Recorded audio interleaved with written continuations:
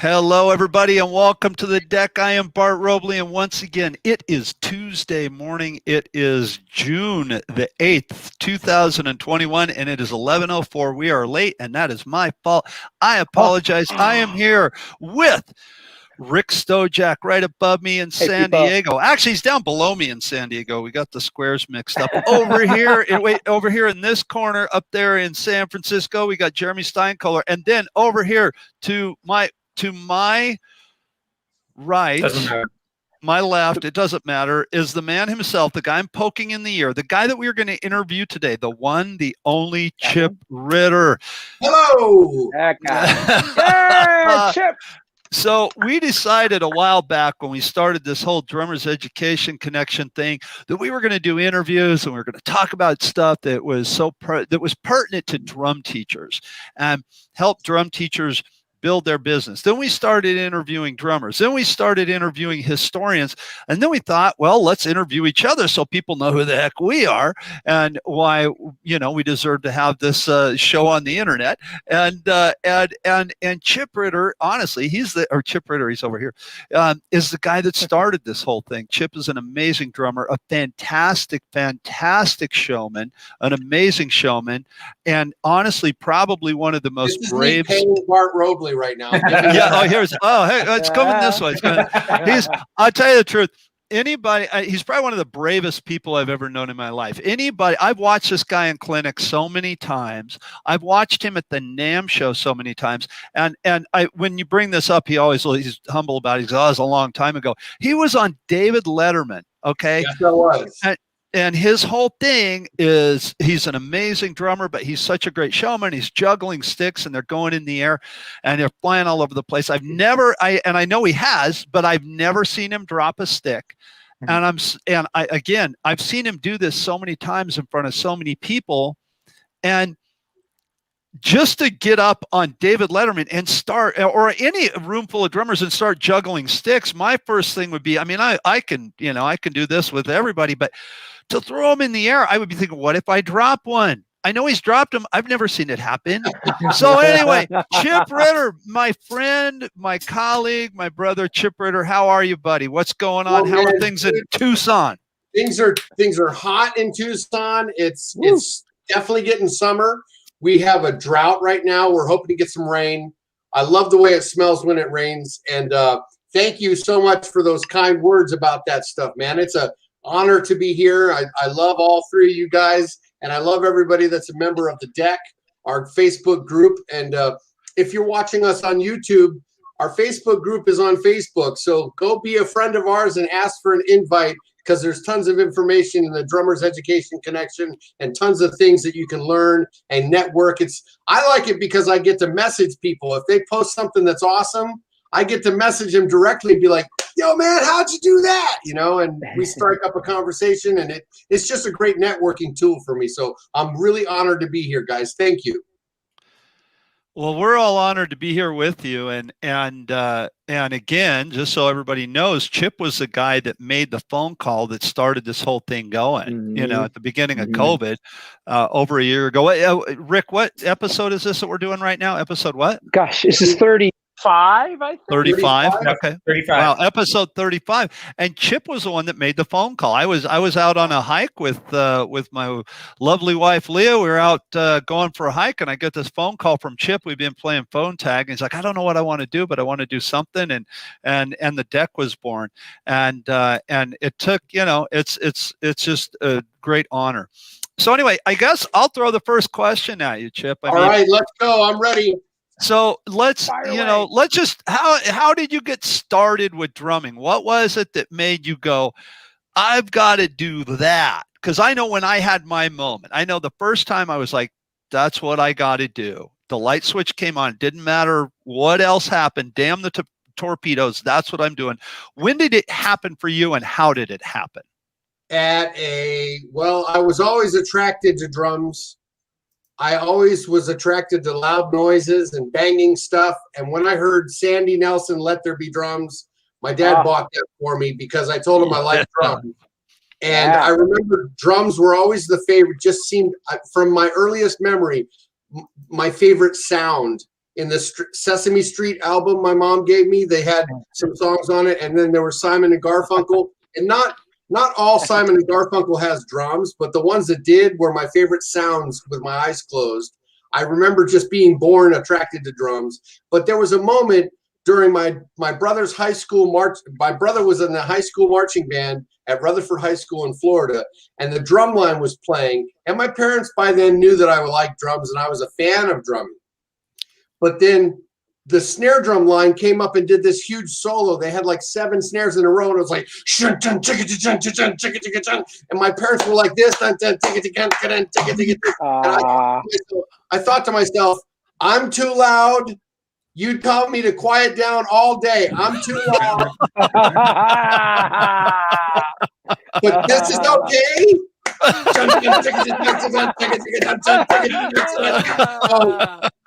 From that moment on, I just took a look at the snare drum players, and I was like, I want to do that.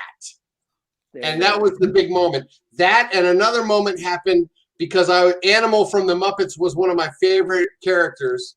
And he did a drum solo battle with Buddy Rich one time. I saw that. Yeah, awesome. And when they did that drum battle, oh man, Buddy Rich just roasted the place. And when he was roasting Animal at the finale of his drum solo, just going nuts, Animal started getting mad and destroying his drum set because he was so. I've been a drummer ever since, man. Animal. How old were you, Chip, when you first started? I started drums with a teacher. I had to get a teacher before they'd buy me a drum set. And I got really mad about that. And I was really upset and depressed. You know, I was like, I can't believe you guys. You don't understand. We need the whole drum set. Look, in the Sears catalog, there's this satin steel drum set. We can get that right now. And my mom was like, nope, you need to learn how to play. Because I talked to a teacher at the Parks and Recreation Center, and he said, we need to get you a practice pad before we get you a drum. If you want to be a real drummer, you gotta, you know what I mean? You have to take lessons from people and learn how to do it. And I was just so mad about that because it seemed so boring. But I went and I had a rubber Zorro pad bought for me and a pair of sticks. Do you remember those Zorro pads, the Ludwig pads? Yeah, Raised middle. Yeah. It looked like a hat. And then it looked like a hat. Yeah. Fit right on the snare. That was actually that's a Gladstone pad. That's a Billy Gladstone pad. Okay, yeah. I had that before I ever had a drum, and I learned. You know, Bart was just showing us what's it called, Bart? Your rudiment? It's a flamma-bartadiddle diddle. The greatest rudiment ever written. Which is, by the way, going to be the main theme of this interview. Because before we got on, I showed it to everybody, and all of a sudden I hear all these people. So a flamma-bartadiddle is a flam accent, and let's get that over with. Let's get that over with. Bart, teach us the Bart flammadiddle. The flamma-bartadiddle diddle. So the flamma-bartadiddle diddle is a flam accent and then a paradiddle diddle. So when you play the flam accent, it puts you in left-hand lead, paradiddle diddle, and then flam accent, paradiddle diddle. So, yeah. Just like that. Flam accent, paradiddle diddle, flam accent, paradiddle diddle. And we decided that we needed another one. We need a chip chop, we need a Steinkohler steamroller, and a Sojak Robacker or something. That's funny. Oh man. You guys, I just been on my mind for like 5 minutes now. I've been trying to say this, and I have to say it before we move any further. You know, Chip, you're talking about when you guys started drumming. I have this feeling, and you guys correct me if you think I'm wrong, that everybody wants to play the drums. Is a drummer. Oh yeah. Right. Everybody wants to play the drums. You know why? Right. You know why? Who doesn't? You know why? Why? Why, Chip? Because we have a heartbeat, baby. Yeah. Yes. Yeah. We're all drummers at the core, right? We're born in rhythm, right? At the core. Yeah. But that also, but still, every single person I ever run into, oh, you're a drummer. Oh, I always wanted to play the drums. Yeah. Right? Every single person. There's something special about it. Yeah. You want to hit the log, man. You want to hit the log with a stick. Tap into it. Yep. That's it. Yeah, rhythm is a part of us. Rhythm is, you know, I tell my students, you're walking down the street and you go like this, if you don't feel a pulse, you got a major problem. You know, Yeah. life moves to a pulse. You know, Yeah, and that's right. just, so Chip. So you got started by doing that, by being, watching the snare drum line and just falling in love with it. Yes, And then you got your Gladstone pad, you got your sticks, you're taking your lessons. What was the first lesson? What was the first one? But more importantly, not so much the first lesson, but what was it? What was the one that clicked and clicked to where it's like, oh, I got to work on this. This is not easy. I've got to, I know the answer. It's the Bardiddle. That Bardiddle is killing me. It happened to me just now at the Bardiddle. Yeah. Just now it happened. The first, to answer your question the best I can, the first rudiment or thing about drumming rudiments that hit me was paradiddles. I could not do a paradiddle to save my life, and I wasn't interested in it. But twofold, the first thing that I remember about that was Peter Criss, the drummer from Kiss, and trying to play my rudiments along to Kiss albums, not being able to do a paradiddle in time killed me. That was the first time, and I think that was I was 9 or 10. And I graduated to a snare drum, which, by the way, my brother played trumpet, and we could play a note on the trumpet, right? But a babysitter one time showed me, he was a drumline drummer, and he said, here's how to do a buzz roll. And he goes, bzzz, and me and my brother were like, yeah. And I was like, thinking to myself, I was very young, and I didn't know much about the instrument. But I knew my brother couldn't play a note and hold it forever. And this guy could do a buzz stroke roll as long as he wanted to. And in my mind, that made me win because my drum could make a longer sound. My brother, so I was like, oh, man. Drums. I'm team drums, baby. Yeah, awesome. That's fantastic. Hey guys, can I thank my sponsors before I forget to mention some people that are very important to me real quick? Of course. Please do, Chip. I can't talk about my career and my drumming without at least thanking Trick Drums, Mike Dorfman, Peisty Cymbals, Kelly Peisty, Aquarian Drumheads, Chris Brady, what's up?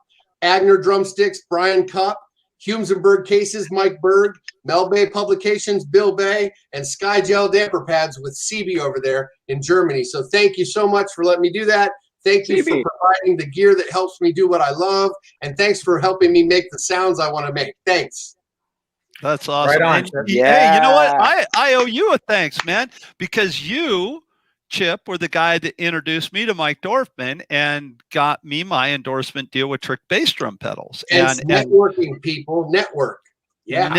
Network. And I tell you, it was Mike is the salt of the earth and makes such an amazing product. Yeah, they're supercalifragilisticexpialidocious pedals for sure. That is for sure. Is that a new rudiment? It is now. Well, too much, man. Chip, I've got a question for you. Drumming is hard. Juggling is hard. Yes. Drumming and juggling at the same time, to me, feels like impossible. And it never even occurred to me that could be a thing that anyone could even do until I saw you and some of your videos, and your appearance on the Dave Letterman show was just like, my eyes popped out of my head when I saw that. And then I started going down the rabbit hole of watching Chip RItter juggling drumming videos from the NAMM show and from all these different events. There have been Showman, right? Gene Krupa, sort of one of the first most important ones come to mind, who brought the drum to the forefront of the band and made the show part of what was important from the drummer's chair. Papa Joe. Yeah, right, good. Did you study, first of all, my first two parts of the question. First is, did you study or were you inspired by seeing some of these early showmen plying their craft that inspired you to get into doing stick tricks and juggling? No. Okay.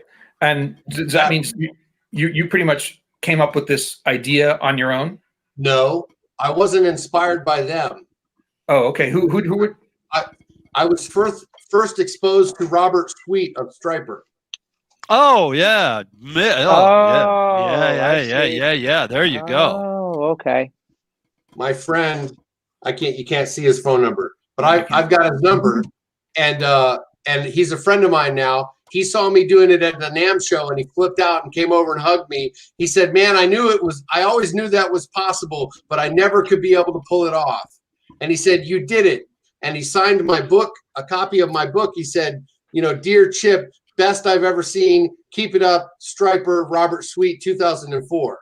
So that was before the Letterman thing. And boy, it made my dreams, it gives me goosebumps talking about that, because I was so young. I was 13, and my brother took me to see Striper at the local high school.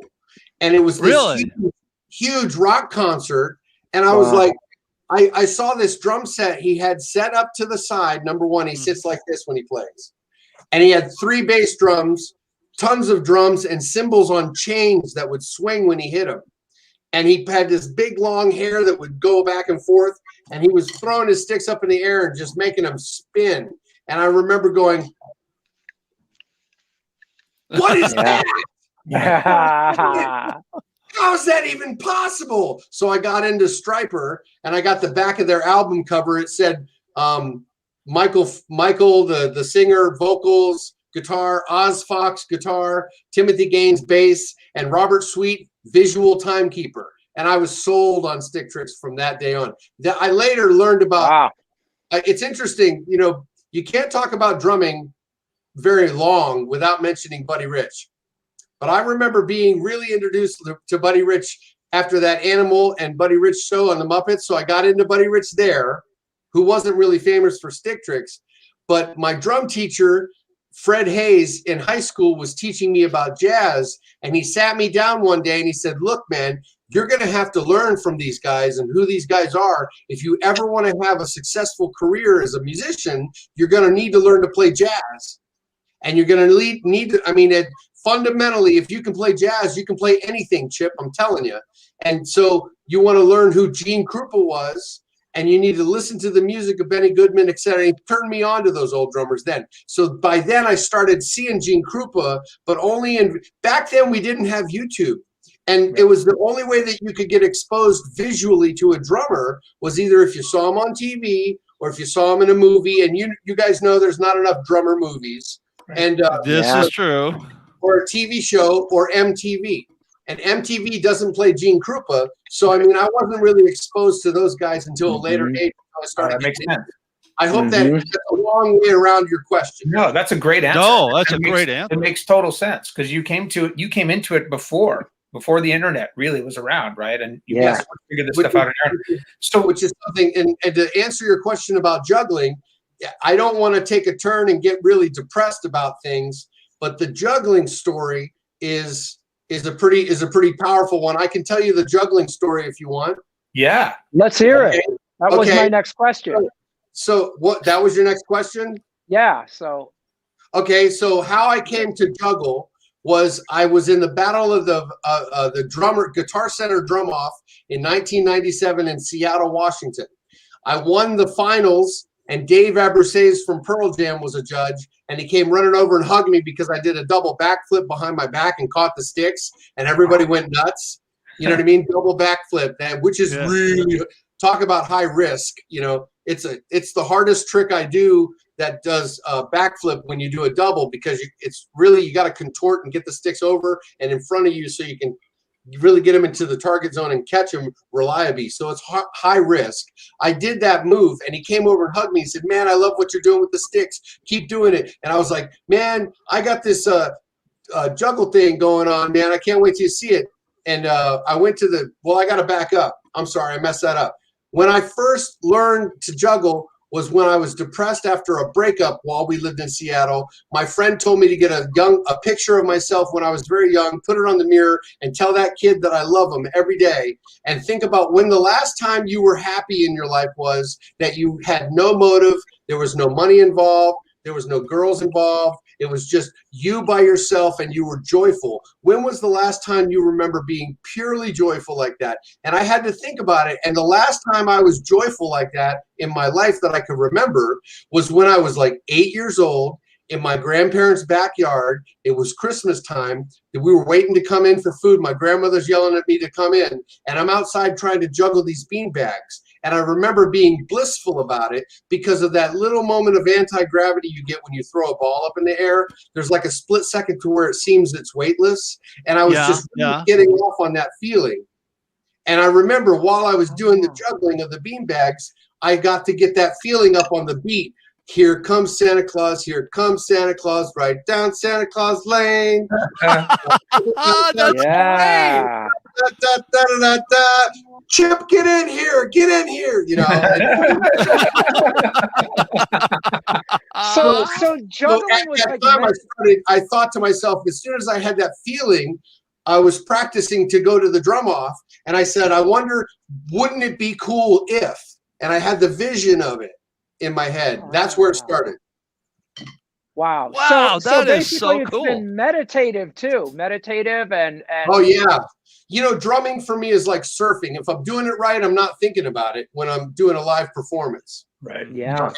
And so it's a very touchy-feely, crystal thinking, tree hugging type of way of thinking for me, but it's also spiritual in a sense. And can be so powerful. You know, I was thinking about this on the ride over here to get ready for this thing. On my way home in the car, I was listening to my music, and you know, the music that I put out with the Chip Ritter and the Bipolar Bears band. I've got this CD that we did last year. We released it, and I was listening to it, trying to get back into Chip Ritter mode. You know, get ready for the interview. And I was thinking how powerful music is, because you know, on a couple of the songs, I started getting a little tear in my eye. You know what I mean? One of the love songs that I wrote. And I thought to myself of what's a bass player, my friend Larry Deal told me yesterday. He said, you know, if a blues song isn't making you cry, it's not doing its job. You know what I mean? Right on. And to me, in my opinion, just my opinion, if a love song isn't bringing you a little bit of emotion, it's not doing its job. You know what I mean? And I had a tear come down my eye on my song, and I thought, you're just crying because you wrote it. And I'm like, nope, that's power. It's just power. You know what I mean? Music is powerful. So I don't know where I was going with that, but it is deep. It is. You know, music is I often say this, like to my students and stuff, that music is the most powerful gift that we've been given. It's there at every part of our life, from the time a child is born to the time, you know, somebody passes away and we mourn them. There's always music playing, celebration, mourning, whatever. It's always there. It's very powerful. And the fact that, Chip, that you have the gift of music and you've been able to harness it and touch people with it, and then even go deeper with that and harness it with this entertaining show that you do with juggling and throwing the sticks all over the place and everything. It's a very powerful thing, and it's amazing that you're able to do it. And I want to say something else, because, and we got a couple of questions here, people asking about your stick tricks and stuff. We'll get to that, but I do have to say this, because I think it would be remiss if we didn't. We're talking about juggling and doing this and throwing sticks in the air and doing all this stuff. But the fact of the matter is, Chip plays his ass off, man. Mm-hmm. Chip can play. You know, there's no doubt about it. I mean, you sometimes, you know, it's some people, I'm not knocking anybody. It's sometimes there's a smoke and mirror things going on. Stick tricks are polarizing as a topic. I realize that. But I tell you, man, dude, watch Chip play Sing, Sing, Sing. Watch Chip play Hot for Teacher. Watch Chip play all these parts, and you're like, there is so much substance to this guy. It's not just about this. Wow, man. This cat is deep, and he's freaking brave. Hey, you were on David Letterman juggling sticks, dude. That's huge. Let's ask this. We brought up David Letterman. We'll get to the questions from the viewers in a moment. you're playing the David Letterman show, 80 bazillion people watching, and Anton's okay. And in 2004, and Anton Fig is to your right. You brought up Peter Criss. We all know that Anton Fig played a lot of those Kiss records, right? Yeah, from Dynasty on, he played a lot of that stuff. Played on the Ace Frehley stuff, played solo stuff, played on the Paul Stanley solo stuff. How intimidated were you? And you said surfing, you know, you're not thinking about it.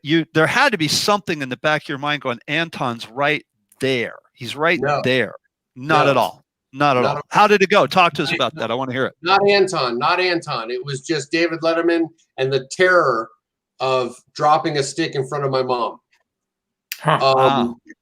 I was backstage in the green room, and we had they fly up 5 contestants, I guess, for lack of a better term. Every time they did Stupid Human Tricks, they'd fly in 5 different acts. They'd do the whole 5 of them earlier in the afternoon when they did the rehearsal, and then during showtime they only picked 3, and I didn't know if I was even going to get on. So really? I flew to New York with my trick drum set on a maybe that I would get on TV. Wow. Number 2, when they came in and pointed at me, I had this sense of terror fill my body, my ice in my veins, and I was like, oh God. And I walked to the bathroom in the green room down at Ed Sullivan Theater. It's nice and clean, it's beautiful, and you know, in the bathroom I hit my knees and I said, dear God, please don't let me embarrass my mom. Thank you for everything you've given me and everything you've taken away. May your will be done. And I stood up and I said, okay, now it's game time. It's showtime. Let's do it.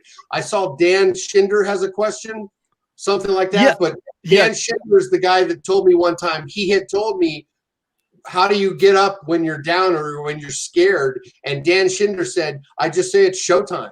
And showtime. So I got into that mode, showtime. Right. Dan Schinder, since you mentioned him, wants to know how you don't get tangled up in the fishing line. Am I fishing? Am I fishing for compliments? Or is that I got a song called Can I Go Fishing on Chip Ritter and the Bipolar Bears CD. I don't know how I don't. I don't know how I don't, but I do get tangled up. But anyway, that terror, I came out there, man. I went through the curtain. I saw the TV cameras come up, and I had that fear again. But I went up and I got on the drums anyway, right? I stepped up, I got on my drums, and once I started playing, I looked over. You can see in the video, I look over with the stick in my mouth at David Letterman, and he was going like this already. So right from that, when it was like, okay, time to go. And I launched into my routine, and it was like gymnastics for me. It was like, I didn't remember. Yeah. I didn't remember my routine until 2 days later. I remembered being there. While I was playing, I can't tell you. All I remember while I was playing was slow motion. When I looked over, when I started juggling, the juggling part of it, I knew that once I landed the double backflip, it was home free in my routine. And I went to the juggling. I remember slow motion, time slowed down. And I saw the logo on the drumstick spinning above my head. Really? Oh, that's cool. Wow. And This is like a movie. I heard the crowd going, like I heard, but it wasn't a roar because I heard the crowd react to it while I saw the logo turn in the air. And I remember that. And, you know, when I got done, I said, da, da, da, da, da, and I went like this. I looked to my right. And one regret I have is that they didn't show the band, because when I first finished it, the band and the guitar player was going, yeah! It was just a major victory as far as my stick juggling goes. And I'm grateful to that. I'm forever grateful. My first friend manager that I ever had, his name is Jeff Wilson. He told me, don't ever be worried about people not remembering that, because it's going to follow you for the rest of your life. As far as showmanship, you moonwalked. That was your death star. Yeah. Totally, dude. Yeah. I just got to say, if you guys haven't seen Chip do this yet, go do a Google search online for Chip Ritter juggling drumsticks, and you'll see tons of videos of him doing it, and it's outstanding. It's mind blowing, honestly. And here's the thing: it's not just that you. It's not just that you play a simple beat and juggle. You destroy. Like you play really complex stuff while you're juggling. Yeah. Well, my motto is keep time, have fun, and be yourself. And so keeping time is first. As a drum teacher, I would be wrong to say that I teach anybody stick tricks, because I don't.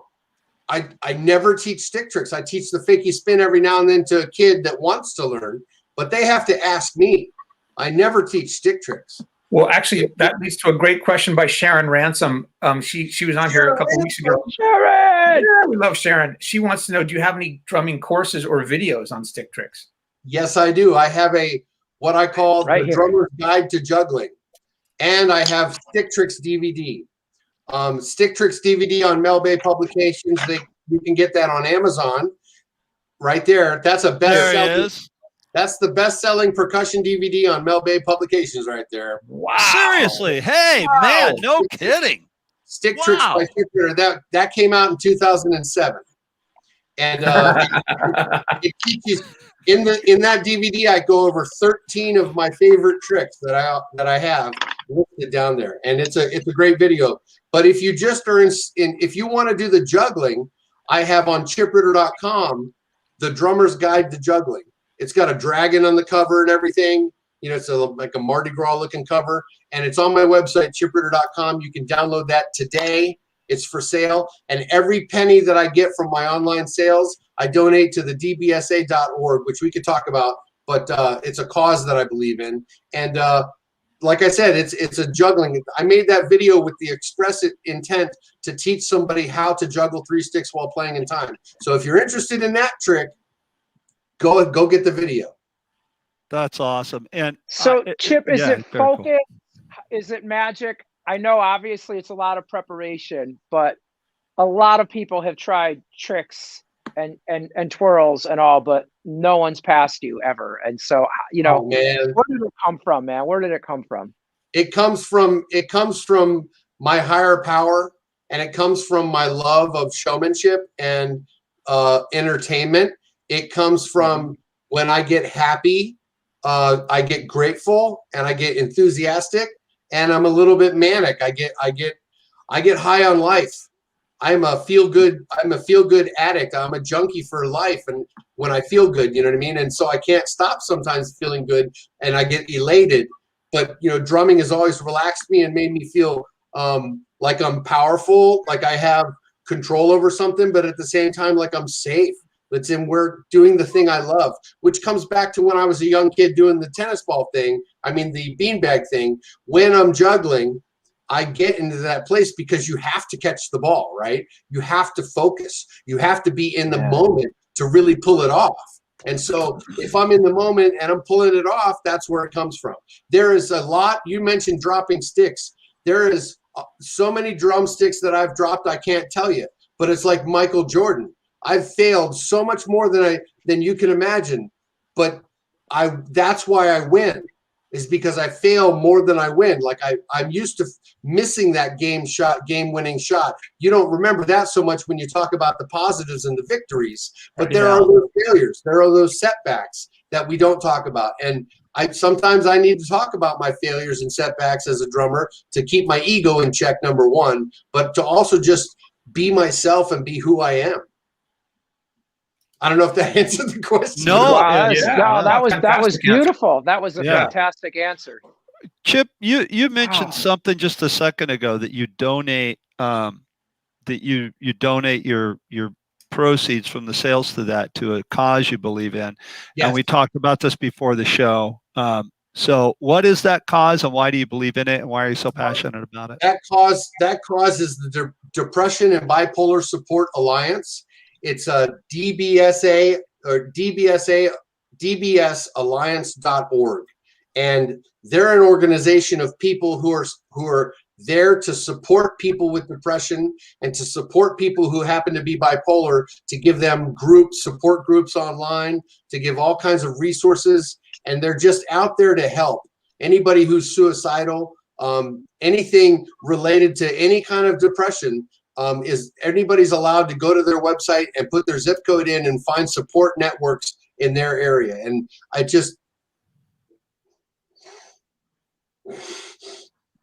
I wouldn't be here without that. So it's a huge thing to me, and it means the world. My mother's dying wish was that I put as much energy into recovering from bipolar that I did into drumming.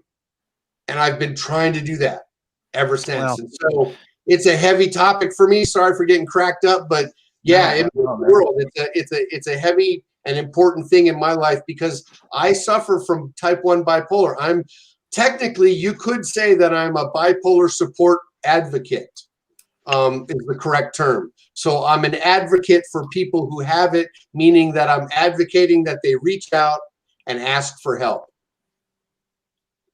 Wow. Thank you for Chip, sharing that, Chip. Yeah, thanks for being Yeah. so real, Chip. You're on a higher mission, man, and you are making such a Completely. difference in so many people's lives. And just thanks for being so real. It's beautiful. Yeah. Thank you. Let's talk about if we're going to talk about being real, I got to thank my friend April Samuels too. She's got a cause that's near to my heart, and it's called breastcancercanstickit.org. And she is on a mission to fight breast cancer. And in the Dallas-Fort Worth area, she's got fundraising going on for what she does is called a drumathon. A drumathon is when they open the park in the middle of the city, and they invite celebrity rock star drummers to come play. And if you donate to breastcancercanstickit.org, you get up and play a drum solo next to them. Like you get to trade fours for 2 minutes for donations. And they have bands and food trucks and tents and donations and all kinds of raffles. And she's just on a mission and an inspiration to me. And I would be remiss if I didn't say hi to shout out to April and David Betts, our friend who hooked me up with her. So talk about making a difference. I don't know what difference I'll ever make, but I know that lady is making a huge difference. So go check out breastcancercanstickit.org and check out the drumathon.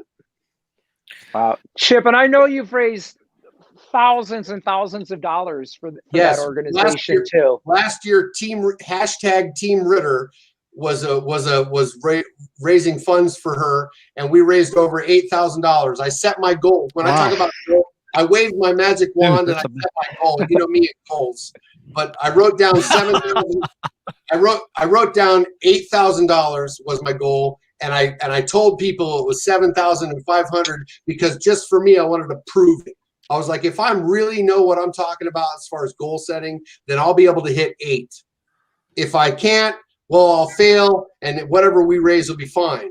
But we blew past 7,500, and we hit over 8 grand. I don't know exactly what the total was, but it was 8 grand on behalf of Team RItter. So go Team RItter. Man, Chip, if somebody wants to donate right now, anybody watching this right now, if they want to donate to April's cause, there is how would they do it, number one, and is there a drumathon going on right now that we need to hear about that you can talk about? They are currently doing the drumathon. Registration for the drumathon is open, and you can register to have your own page and help her do it, or you can go directly to breastcancercanstickit.org and give them a donation there directly to the website. Information is all on the website. I just want to take a minute to acknowledge you, Chip. You know, Bart mentioned earlier that we wouldn't be here without you, and that's of course true. But you know, from the get-go, you guys who are tuning in, you see us once a week, and we have these broadcasts. But we all hang out and we talk offline. We talk about what our plans are for this Drummers Education Connection, what our goals are. And Chip is always pushing us to reach higher and think bigger, and setting goals. It's like if you can't even start with a vision for what you want to succeed with, how are you ever going to get there? You know, Chip's always talking about that. And, you know, you said something before, you know, very humbly about, oh, I don't know if I inspire anyone. Well, man, I just got to tell you that you do. You inspire us. You inspire the people who tune into this. You inspire your students, and you inspire all the people who know you, man, because, you know, you're always positive. You're always, you know, when you're bringing your A game, you've got just the best intentions and the best inspirational attitude, man. It's just always can do, and always how can we make it succeed? You know, we talk so much about drummers on this show and drumming, and that we get down in the weeds about stuff, and I love that. We all enjoy it, but sometimes we forget, we're really just talking about being human beings. And Yeah. Yep. I'm inspired by you, man. I appreciate how your attitude and everything you bring to the table. And thank you, man. Bless you, Jeremy. I really appreciate that, man. I have to second that, and I didn't mean to step on you, Chip, or on you, Jeremy, but I got to second that, because Chip, you've always watching you play and watching you do your thing is so awesome. But even like with the deck stuff, you never make it about you. It's never about the Chip RItter thing. It's always about, hey, I'm playing and I'm juggling and I'm doing my drumstick tricks and I'm playing my ass off, but I'm doing it so I can raise money for these people over here. Or I'm doing this and I got this thing going on. I'm really working hard on this so that I can give whatever I make to these people over here. It's not, I mean, I think as musicians, we all, proudly take our paychecks, but you take it, again, what Jeremy just said, you take it to that next level. You're like, hey, yeah, this part here is about me, but what I gain from that, you're giving to other people. And that, coupled with the entertainment that you provide and the service that you provide as a drummer is phenomenal. So good on you, bud. Good on you. Man, bless you, Bart. It's beautiful. Thank you. And Chip, we all feel the same about you, man. You are an inspiration, and everybody here just loves you, and we're just grateful for the concept of, hey, let's get this show off the ground and let's do it.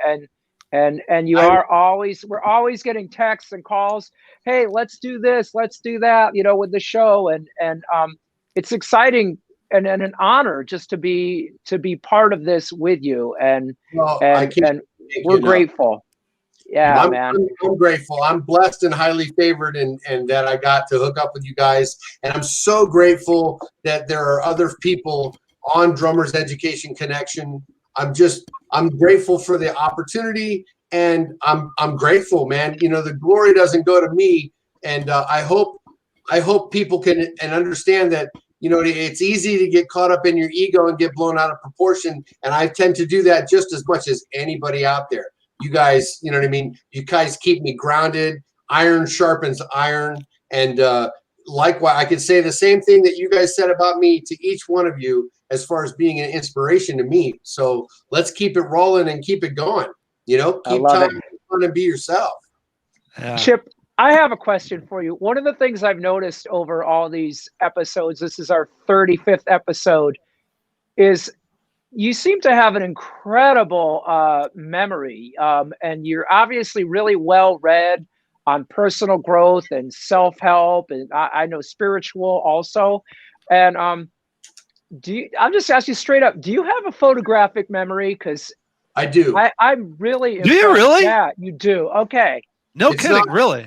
It's no fun, but I do. I've heard that. Yeah. Wow. Really? Why? Really? Has that helped you as a drummer in any way?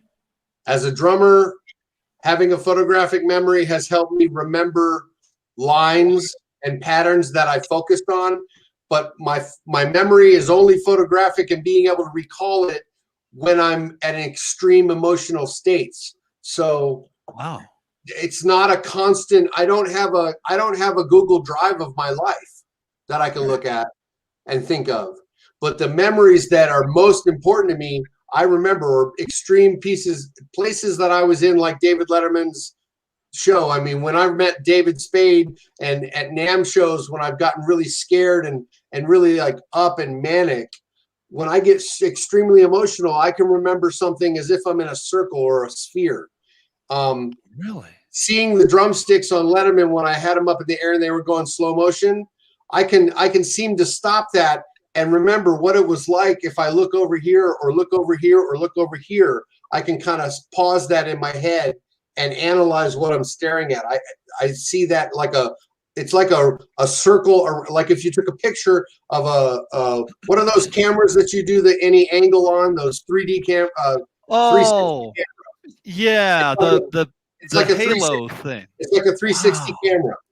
Wow. Yeah, man, it's cool. Wow. It's cool. But at the same time, it's also painful. If there's something of a high emotion that I went through, I have that level, that same level of detail. I have that HD, level. So I mean, and I also, dude, I mean, it's bipolar, but there's plenty of things wrong with me.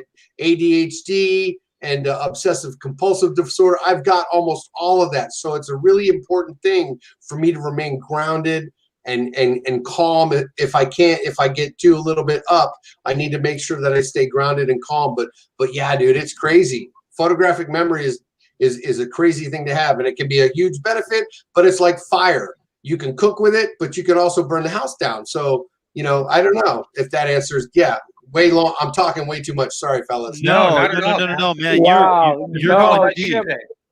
Yeah. I have a question, and we actually, just so everybody knows, we asked this before we went on air, so I'm not throwing you a curveball or something like that. I just want people to know that you put a post up a couple weeks ago about being in recovery for 29 years and Yes, sir. your journey there. And I know for myself and a lot of people, that was phenomenally inspirational. Once again, a lot of people chimed in on that. I noticed that Dom chimed in on Dom Fimularo. Dom's one of those guys that you just need to use his first name. He's a great Chimed guy. in on that. like Cher. Phenomenal guy. And yeah, right. And you've been in 29 years of recovery, and you're still in there swinging and ducking. You put a post up about it. Talk about that. How I mean, because it's obviously something near and dear to you, and you don't mind sharing about it. Let's hear about that. As a person who cannot drink alcohol successfully, I have admitted to my innermost self that I am an alcoholic. And I was an alcoholic. My father was an alcoholic. And I drank to get away from my feelings that were too painful. I drank because it made me feel good. I drank on a good day, on a bad day. I was an alcoholic, and I don't want to get too much about that alcoholism itself, but I was an alcoholic, and it led to drugs as well. I did drugs too, to run from pain. And I was in an extreme amount of pain on March 25th of 1992.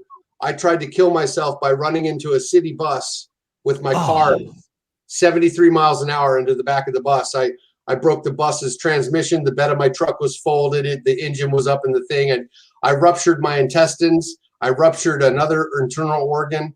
And I was medevaced to a hospital. And on the helicopter, I had what they call a near-death experience, where I left my body and then I was put back into my body. And I was basically asked by something other than myself if I want to stay or go. And I said, stay. And Wow. the helicopter was on the way to one unit. And when I said stay, apparently they found out there wasn't space for me at that unit. So they diverted the helicopter to the other unit. Had that not happened, I would not be talking with you. And all I can say is there's something bigger than me that wants me to be here. Wow. And I know that in my heart.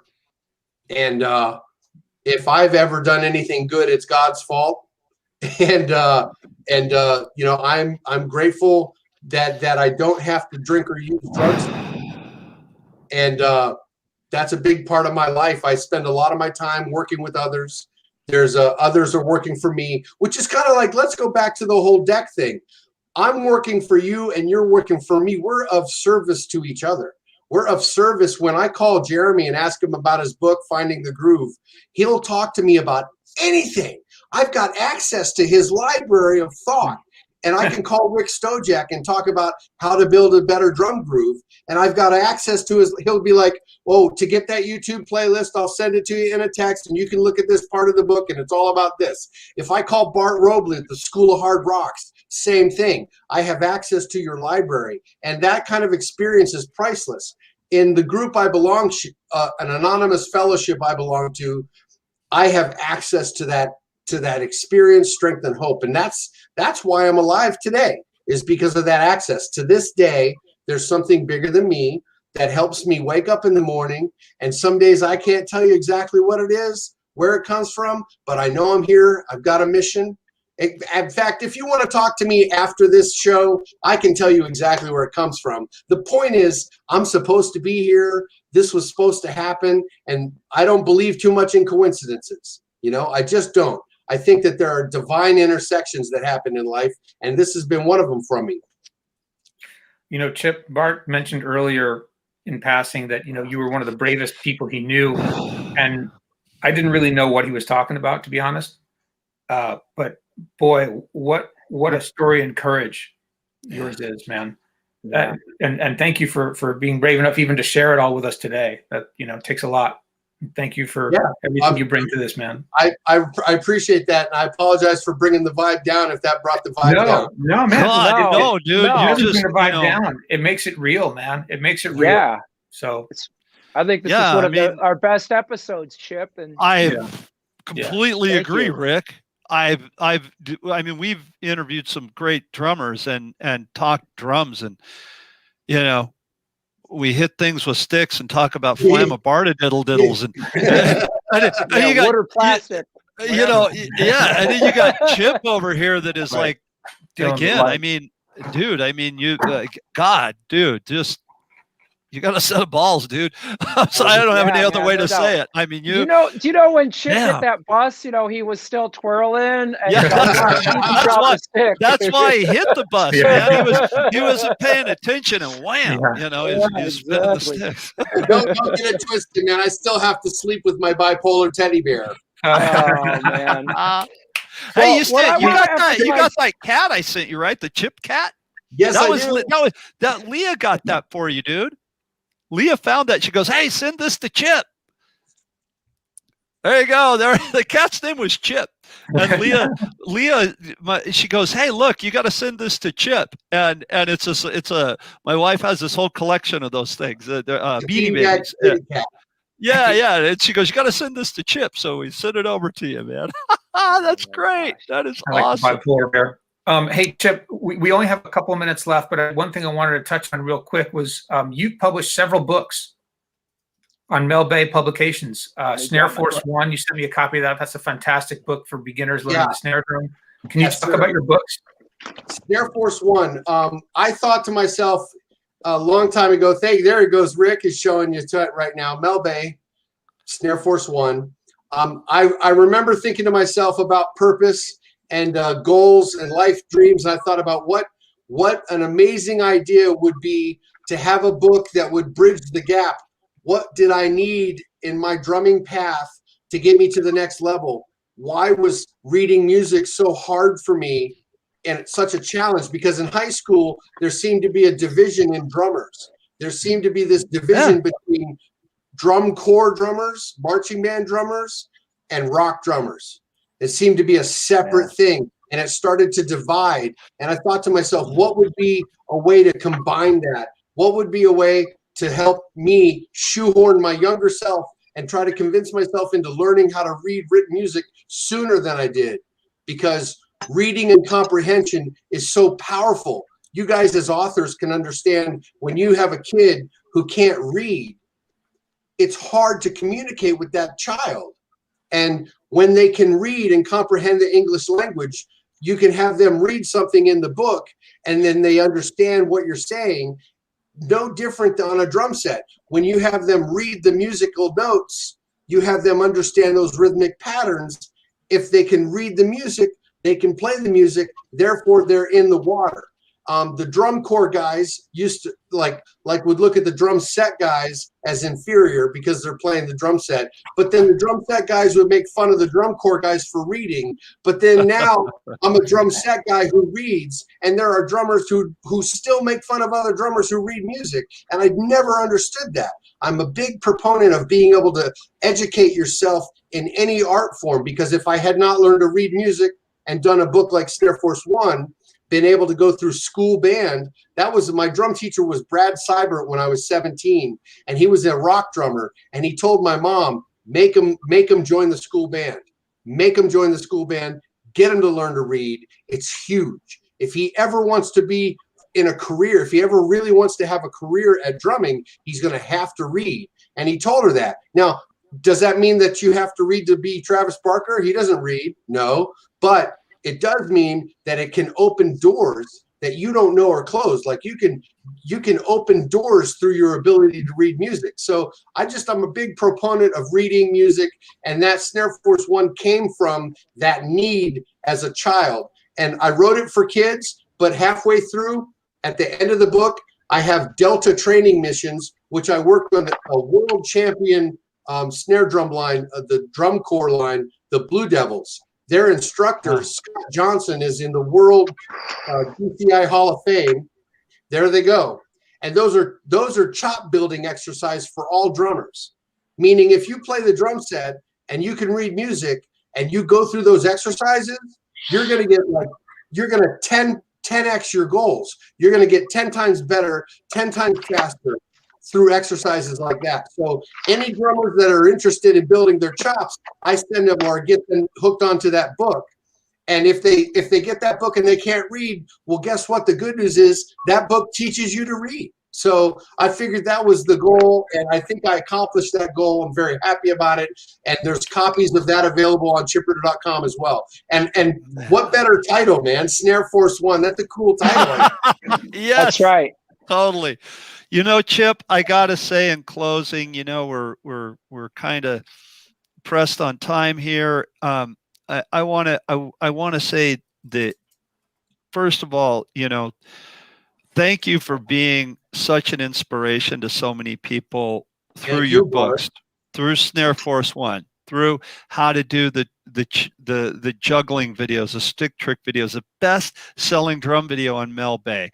Man, nobody deserves it more than you for being such a brave soul to speak out about bipolar, about being an alcoholic, you are a shining example of success in getting your life together, and you're an amazingly brave soldier in the war of life, man. You're amazing, and I don't speak for the other members of the deck, but I can probably say that it's on their behalf that it's an honor to be a part of this with you, and more importantly, to be your friend.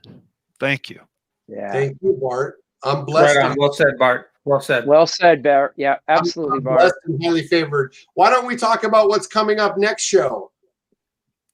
Oh, Nick's show. This is going to be awesome. Jeremy, or Rick, you tell him. You tell him. We were going to do questions and answers. We were just going to ask each other just questions that might come up in the course of teaching or in our everyday drumming.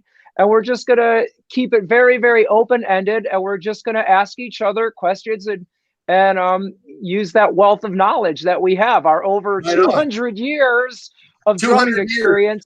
That's right. And please, anybody who's watching, tune in live. And if you have any questions for the group, we're really, really happy to share our knowledge with you and hopefully offer you something that's really helpful. Yeah, thank you, everybody who watches these episodes. We really appreciate your support. And don't forget to bring your questions next week live on the deck. Right Chip, on, guys. Thanks for being our guest today, man. It was an honor. Thanks for letting me. You're the ultimate guy, Chip, in every way, and we love you. And this autograph from you in this book is very, very precious to me. And you're a consummate professional and the ultimate friend. And damn, you're a good drummer, man. Let's just not forget how good Chip is on drums. Thank you. I mean, all the twirls and on the juggling, that's the showmanship. But you're there and you're playing too, and that's in any style. And you know what? I'm going to take a lesson with you because I want you to teach me how to play sing, sing, sing. I got to learn that from Chip. I want to learn sing, sing, sing. So. I love cricket. So a drummer friend of mine who called me Stickalicious RItter for a long time. he said, man, forget about the Gene Krupa. You have the Krupa gene in you. There you go. There you go.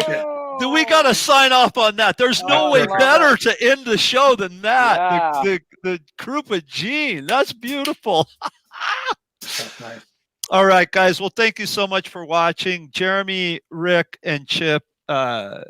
This is just the most amazing thing in the world to be on with you guys, and to people that, you know, over here in the group. I mean, my gosh, Jim Royal, you know, Kathy Sharon Smoller Ransom. Smith, yeah, David Betts. David Betts, all you guys, Sharon Ransom. Sharon, by the way, I'm sending your email this week.